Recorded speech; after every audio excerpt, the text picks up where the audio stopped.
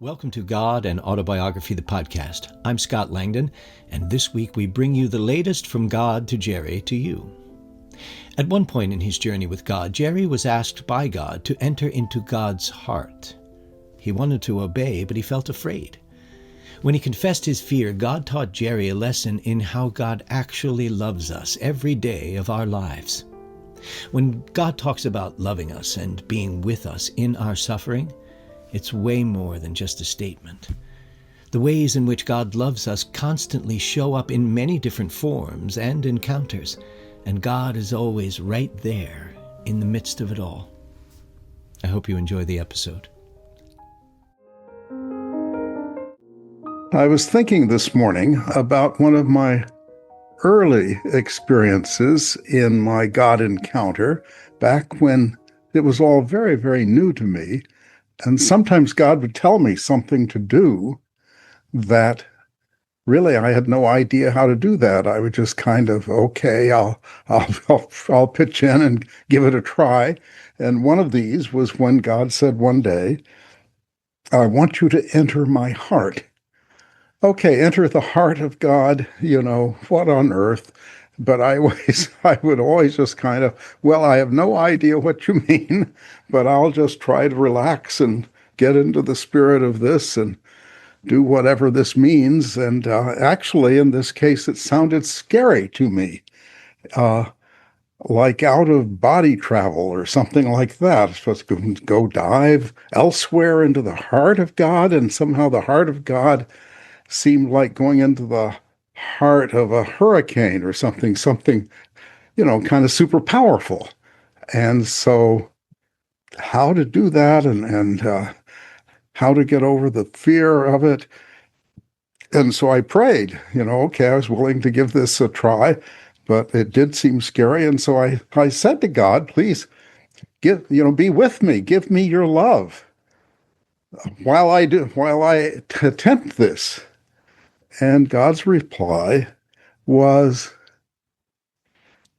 let Abigail love you. Feel my love through her.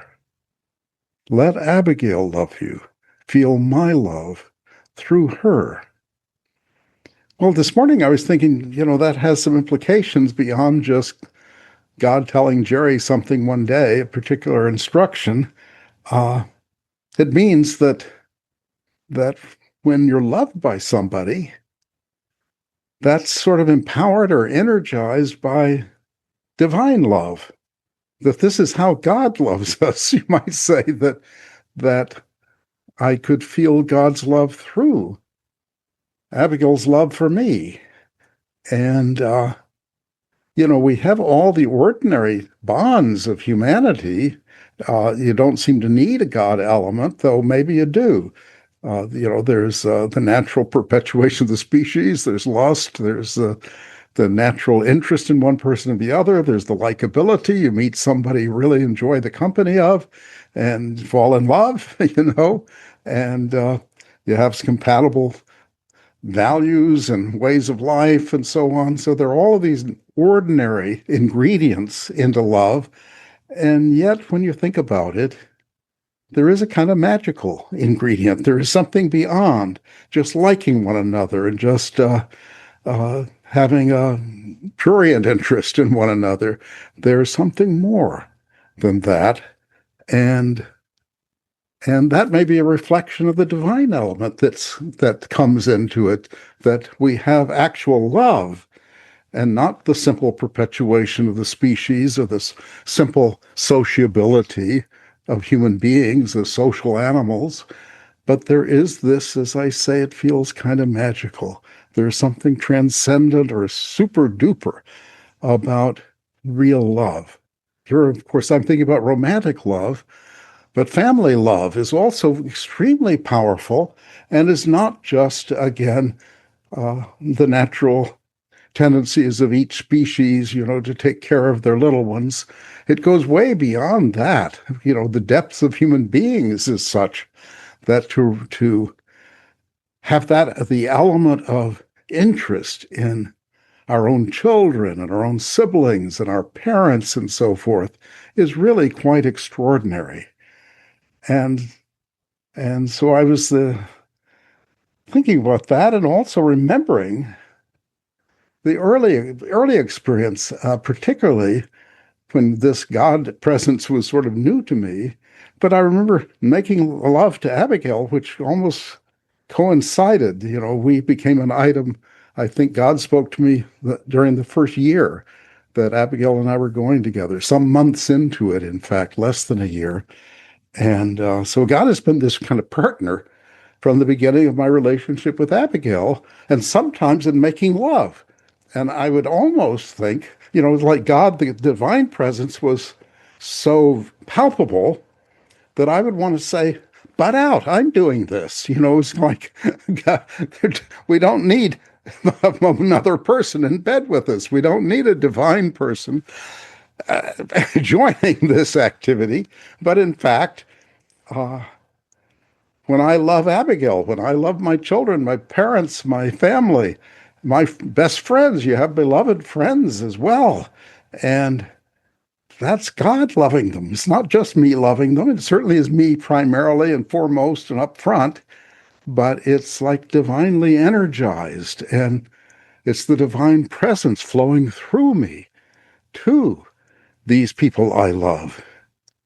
And I guess my other reflection is this says a lot about the divine nature, what it is to be God. God, Abigail always says God can't mail a letter. An awful lot of divine work has to be done by us. And what's more important in the world than our loving each other? That's sort of the summit of achievement. That's more important than Nobel Prizes in chemistry and being the richest person and being a movie star and all these kinds of things. No, our bonds of love are the most valuable things in the universe.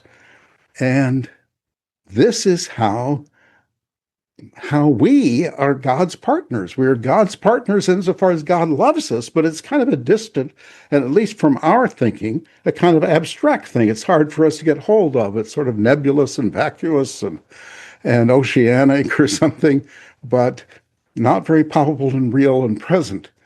But the way the divine becomes present in our loving one another is precisely through our own embodiment and expressions of love and being loving and tender and kind to each other. And in that way, we are our instruments in bringing God's love into the world. And so that cast a somewhat different light on this notion I've sometimes received in prayer of being partners with God. It wasn't always quite clear what partners in doing what. Sometimes it seemed to be more like in resisting evil or fighting injustice, something like that. I think that's all true too. But here's a much more intimate way in which we are God's partners and God is our partner.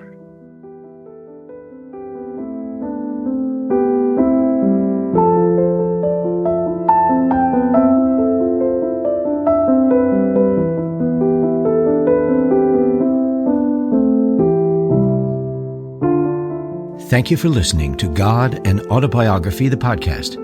Subscribe for free today wherever you listen to your podcasts and hear a new episode every week. You can hear the complete dramatic adaptation of God and Autobiography as Told to a Philosopher by Jerry L. Martin by beginning with episode 1 of our podcast and listening through its conclusion with episode 44. You can read the original true story in the book from which this podcast is adapted, God and Autobiography as Told to a Philosopher, available now at Amazon.com and always at godandautobiography.com. Pick up your own copy today. If you have any questions about this or any other episode, please email us at questions@godandautobiography.com and experience the world from God's perspective, as it was told to a philosopher. This is Scott Langdon. I'll see you next time.